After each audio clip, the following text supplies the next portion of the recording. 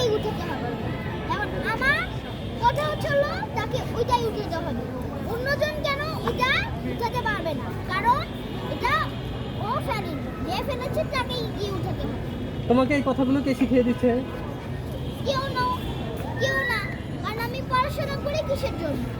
পড়াশোনা করি হচ্ছিল জ্ঞান অর্জন করার জন্য, বুদ্ধি অর্জন করার জন্য। ওইটা কেউ তো আমাকে এই জন্য তো কেউ আমাকে শিখিয়ে দিবে না। তুমি কোন ক্লাসে পড়ো? কোন ক্লাসে? কেজি 2। তোমার বয়স কত? আমার বয়স 6 ইয়ার্স।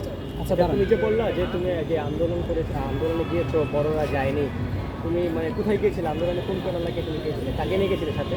আমি আমার মাম্মিকে নিয়ে গিয়েছিলাম সাথে, বা অনেক অনেক জায়গায় যাওয়া হয়েছে, কিন্তু এখন আমার মনে নেই, মনে পড়লে বলবো, আরেকদিন আসলে এটা বলবো। কিসের বিরুদ্ধে আন্দোলন করেছিলে তুমি? কিসের বিরুদ্ধে সেটা জানো? আমি এই নাম্বার গ্রুপে ছিলাম,